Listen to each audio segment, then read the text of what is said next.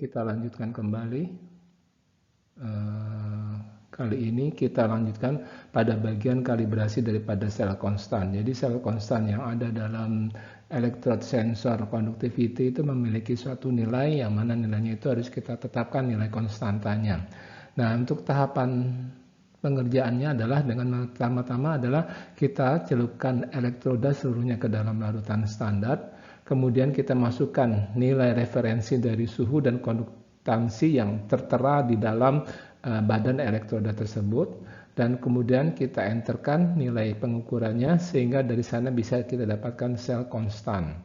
Nah, sebagai catatan, nilai dari hasil pengukuran kalibrasi ini bisa memiliki nilai yang berbeda dibandingkan dengan nilai tertera pada elektroda. Kenapa itu terjadi? Karena biasanya nilai perbedaan itu disebabkan karena pengaruh suhu, karena elektroda conductivity ini sangat rentan sekali terhadap pengaruh perubahan suhu, karena perubahan suhu sebesar 1 derajat pun sudah membawa pergeseran nilai yang cukup bermakna. Nanti akan dijelaskan dalam slide berikutnya.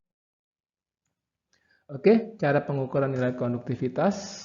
Pertama-tama, setelah kita dapatkan nilai koefisien suhu daripada sampel, nah kita bilas elektrodanya dengan menggunakan sampel. Jadi untuk pembilasan bisa menggunakan air destilasi atau bisa juga dengan menggunakan sampel berikutnya yang akan kita pakai. Nah, rendam sel tersebut, elektroda sel tersebut 3 kali dalam sampel dan biarkan sampelnya keluar melalui lubang. Jadi di dalam elektroda conductivity itu, jadi kalau kita lihat secara jelas itu ada lubang tempat keluar daripada larutan yang ada di dalamnya. Nah, jadi di sini setelah kita biarkan rendam selama beberapa saat, nanti aliran daripada sampel itu akan mengalir keluar melalui lubangnya. Nah, selanjutnya lanjutkan lagi dengan elektroda direndam di dalam sampel sehingga seluruh rongga menjadi terendam. Jadi bukan hanya mengalir keluar tapi seluruhnya terendam. Nah, kalau sudah seperti itu, maka kita siap untuk melakukan pengukuran. Nah, kalau ternyata nilai yang didapatkan rendah di bawah 1 mikrosiemens per cm itu menandakan adanya penyerapan CO2.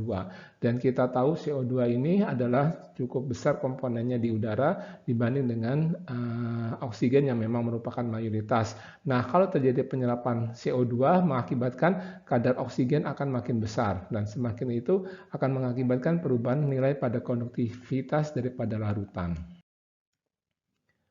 Pengukuran konduktivitas berupa koefisien suhu. Konduktivitas tergantung pada suhu, tadi seperti saya sudah jelaskan lebih awal. Dan di sini koefisien suhu sebesar 2% per derajat Celcius untuk larutan nilai konduktiviti sedang. Nah, jadi sini seperti saya sebutkan suhu sangat berpengaruh terhadap nilai konduktansi adalah pernyataan ini. Dinyatakan besaran 2% per derajat Celcius untuk larutan yang nilai konduktivitinya sedang. Nah, koefisien suhu itu sifatnya tidak linear. Di sini kita bisa lihat ya grafiknya antara larutan 50% NaOH, 20% NaOH maupun 96% asam sulfat di dalam KCl ataupun 30% H2SO4. Di sini kita bisa lihat nilai masing-masing. Nah, di sini kita lihat yang paling tinggi nilai konstantanya itu adalah untuk larutan yang bersifat ada asam, ada basa ya. Jadi untuk yang asam kuat ini dia sampai nilainya di antara 50 dengan nilai sel konstannya sekitar kisaran 2. Tadi kan sudah disebutkan kalau nilainya di bawah sekitar 1 mikrosiemens per cm, maka menunjukkan adanya serapan CO2. Nah, di sini dijelaskan hal tersebut. Oke, pengukuran suhu dengan referensi suhu. Nah, kenapa pengukuran konduktiviti itu memiliki ketergantungan yang besar terhadap suhu? Di sini dijelaskan nilai konduktivitas selalu ditampilkan pada setting suhu tertentu, yaitu misalnya pada suhu 25 derajat Celcius. Itu pada umumnya di dalam buffer ya, di dalam buffer kalibrasi untuk konduktivitas itu ada dinyatakan pengukuran ini dilakukan pada suhu tertentu.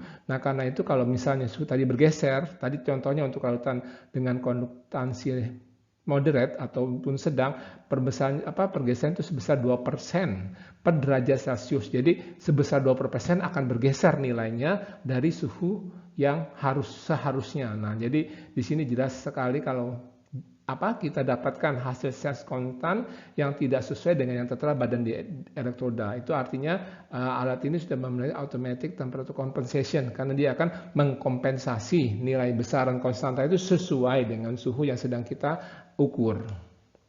Oke, nilai pengukuran yang ditampilkan pada suhu diekstrapolisikan pada refreshing suhu menggunakan koefisien suhu tersebut. Nah, tadi itu dalam graf yang dijelaskan di situ, dijelaskan juga antara pengaruh suhu dengan nilai konstantanya. Oke, ini adalah alat daripada konduktometer yang umum dipakai di dalam laboratorium. Mungkin dalam video yang akan datang kita akan bahas bagaimana cara mengkalibrasi untuk menentukan nilai konstanta sel daripada conductivity sel itu sendiri. Oke, sampai di sini untuk materi kali ini. Jangan lupa jika ada pertanyaan, saran ataupun hal-hal lain silakan ditulis di kolom komen di bawah ini. Oke, sampai jumpa.